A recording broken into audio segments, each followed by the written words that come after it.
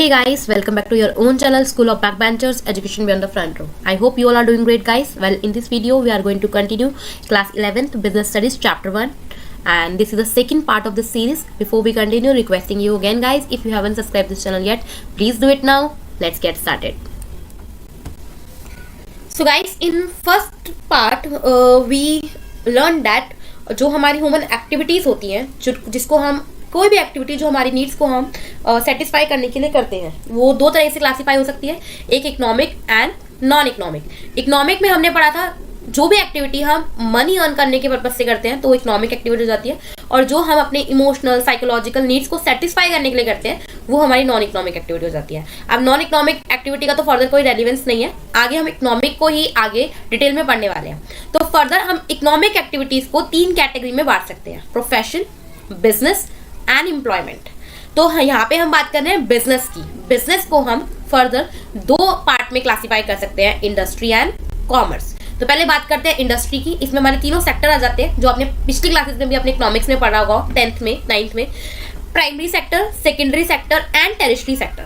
Primary sector के अंदर जितने भी लैंड से रिलेटेड या नेचुरल रिसोर्सेज से रिलेटेड आपके वर्क होते हैं वो सारे आ जाते हैं, जैसे कि जेनेटिक में आपका जाता है एनिमल हस्बेंड्री, है ना, एनिमल्स की देखरेख करना, बिहाइविंग करना, काउ शेडिंग वगैरह करना, आपका पोल्ट्री फार्मिंग हो गया, आपका प्लांटेशन हो गया आपका, है ना। एंड एक्सट्रैक्टिव जो आपकी लैंड से, आपकी सॉइल से रिलेटेड हो गया, जैसे माइनिंग करना, क्वेरिंग करना, एग्रीकल्चर करना, एक्सेट्रा एक्सेट्रा। देन सेकेंडरी के अंदर प्राइमरी से जो आपको एज अ रॉ मटेरियल मिलेगा उसको आप क्या करोगे, एक फर्दर न्यू प्रोडक्ट के अंदर चेंज करोगे। जैसे कि आपने शुगर कैन उगाया तो वो हमारा एग्रीकल्चर में आएगा, प्राइमरी सेक्टर में। अब उस शुगर कैन को आपने फर्दर यूज किया इंडस्ट्री के अंदर, उससे क्या बनाया, शुगर बनाया आपने, तो वो आपका किस में आ जाएगा, सेकेंडरी सेक्टर में आ जाएगा। तो आपके सेकेंडरी को हम 2 पार्ट से डाल सकते हैं, मैन्युफैक्चरिंग एंड कंस्ट्रक्शंस के अंदर। शुगर मैन्युफैक्चरिंग में आपका शुगर हो गया, सीमेंट, टेक्सटाइल, ऐसी इंडस्ट्रीज हो गई, है ना। और कंस्ट्रक्शन के अंदर बिल्डिंग्स बनाना, रोड्स बनाना, ब्रिजेस बनाना। Then territory sector. Territory sector जो है आपका, वो प्राइमरी और सेकेंडरी का जो काम है वो स्मूथली होता रहे। अब शुगर कैन आपका जो था वो प्राइमरी में आपने ग्रो किया एग्रीकल्चर के अंदर, अब उसको फैक्ट्रीज वगैरह में लेकर जाना है जहां पर उससे शुगर बननी है, तो वो सारा शुगर कैन आपको ले जाने में कौन हेल्प करेगा, वहां से वहां तक आपका ट्रांसपोर्टेशन हेल्प करेगा, है ना। आप शुगर कैन को स्टोर करके रखने में, क्योंकि इकट्ठा तो सारा का सारा जाएगा नहीं, वेयर हाउस चाहिए आपको रखने के लिए। तो ऐसी सारी की सारी जो आपकी सर्विसेज हैं जो आपके बिजनेस को स्मूथली रन करने में आपकी हेल्प करती हैं, जैसे कि transport, banking, insurance, warehousing, advertisement, ये सब की सब आपकी टेरिटरी सेक्टर में आ जाती है। ठीक है, इनको हम सबको आगे जाके डिटेल में करने वाले हैं, डोंट वरी। यहाँ पे अगर नहीं समझ में आया कोई बात नहीं, आगे हम और डिटेल में इनको पढ़ने वाले हैं इसी चैप्टर में, नेक्स्ट पार्ट्स में। ठीक है, देन कॉमर्स की बात करें हम, तो इसमें हमारे मेन है ट्रेड्स। और ट्रेड जो होते हैं या तो हम इंटरनली करते हैं विद इन द कंट्री, और या हम एक्सटर्नली करते हैं outside the country with other countries, है ना।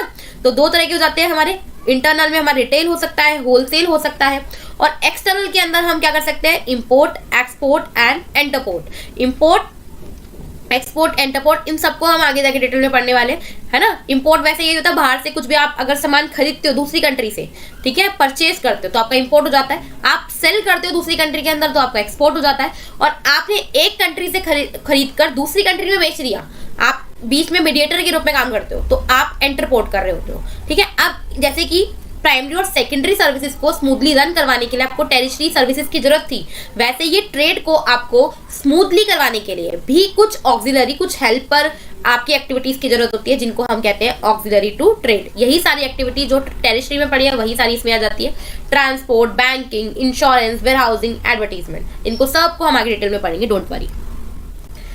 सो गाइस, इकोनॉमिक एक्टिविटीज को हमने पढ़ा 3 तरीके से होती है हमारी, business, profession and employment. Business क्या है आपका, आप क्या कर रहे हो, आप या तो गुड्स एंड सर्विसेज को बाय करके रीसेल कर रहे हो, या उनका प्रोडक्शन करके आप सेल कर रहे हो उनको, है ना। किस लिए, प्रॉफिट कमाने के लिए, जैसे कि फिशिंग करना, गुड्स मैन्युफैक्चर करना, बाइंग एंड सेलिंग करना, इलेक्ट्रॉनिक गुड्स की माइनिंग करना, ये सब का सब आपका या तो आप कुछ ना कुछ बाय करके रीसेल कर रहे हो या प्रोड्यूस करके रीसेल कर रहे हो, सेल कर रहे हो, तो आपका बिजनेस हो जाता है। वही प्रोफेशनल जो आपका इकोनॉमिक एक्टिविटी है उसमें आपने कुछ स्पेशलाइज एक्सपर्टीज आपने ली है स्पेशलाइज वर्क को करने के लिए, जैसे कि आपने डॉक्टर बनने के लिए एमबीबीएस की डिग्री की पढ़ाई करी है ना, तो स्पेशलाइज वर्क हो जाता है आपका जो रिक्वायर करता है आपकी एक्सपर्टीज एंड स्किल्स। मेडिकल के लिए डॉक्टर एमबीबीएस करने की डिग्री बहुत जरूरी है, उसके बिना कोई भी डॉक्टर नहीं बन सकता। लीगल एलएलबी की भी होनी चाहिए, तभी आप लॉयर बन सकते हो। अकाउंटेंसी आपने पढ़ी होनी चाहिए, सीए पढ़ा हुआ होना चाहिए आपने, डीसीए की डिग्री होनी चाहिए आपके पास अकाउंटेंट बनने के लिए।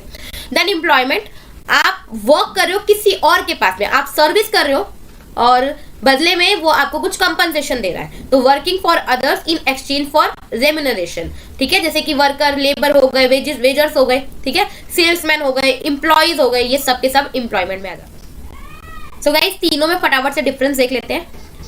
अगर हम बात करें डिफरेंस के बेसिस की, mode of establishment, business starts after completing the some legal formalities. अगर आपको बिजनेस स्टार्ट करना है, आप बिना लीगल फॉर्मेलिटीज के भी कर सकते हो, लेकिन अगर आपको बड़ा बिजनेस करना है, आपकी बड़ी कंपनी खोलनी है एक्सेट्रा एक्सेट्रा, तो कुछ लीगल फॉर्मेलिटीज होती हैं, आपको ये कंप्लीट करनी पड़ती है अपना बिजनेस स्टार्ट करने से। प्रोफेशन अगर आपको स्टार्ट करना है, सिंपल सी बात, अभी हमने पढ़ा, अगर आपको डॉक्टर बनना है तो आपको एमबीबीएस की डिग्री लेनी पड़ेगी, आपको मेंबरशिप लेनी पड़ेगी। आपको चार्टर्ड अकाउंटेंट बनना है, आपको मेंबर बनना है चार्टर्ड अकाउंटेंसी का, तो आपको क्या करना पड़ेगा, चार्टर्ड अकाउंटेंसी का कोर्स आपको परस्यू करना पड़ेगा। और एम्प्लॉयमेंट, जैसे ही आपने इंटरव्यू दिया, आप सिलेक्ट हुए, आपको अपॉइंटमेंट लेटर मिला, तो वैसे ही आपकी एम्प्लॉयमेंट स्टार्ट हो सकती है।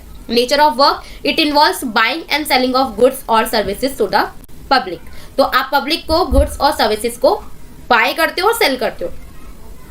प्रोफेशन के अंदर आप पर्सनलाइज सर्विस देते हो, एक्सपर्ट होते हो आप उसके अंदर, तो आप वो सर्विसेज देते हो। अगर आप डॉक्टर हो तो डॉक्टर क्या करेगा, सर्विस देगा, ट्रीटमेंट करेगा।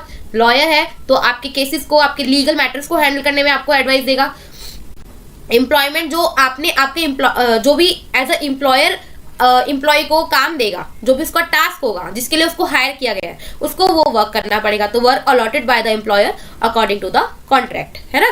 देन क्वालिफिकेशन, इसमें तो कोई भी बिजनेस के लिए कोई क्वालिफिकेशन नीडेड नहीं है, कोई नेसेसरी नहीं है, कोई भी इंसान बिजनेस स्टार्ट कर सकता है अपना। वहीं प्रोफेशन के अंदर एक प्रोफेशनल क्वालिफिकेशन, जो ट्रेनिंग होती है या क्वालिफिकेशन होती है, वो रिक्वायर्ड होती है, उसके बिना आप उस प्रोफेशन को हैंडल कंटिन्यू नहीं कर सकते, स्टार्ट नहीं कर सकते।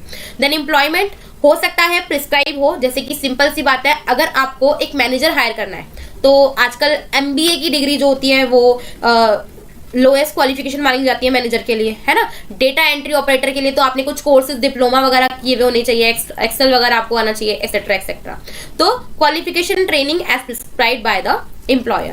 Then capital investment, obviously business करना है, बिजनेस के अंदर जितनी बड़ी आपको बिजनेस का साइज रखना है, कैपेसिटी रखनी है, उसके हिसाब से आपको इन्वेस्टमेंट करनी पड़ेगी, कैपिटल आपको लगानी पड़ेगी।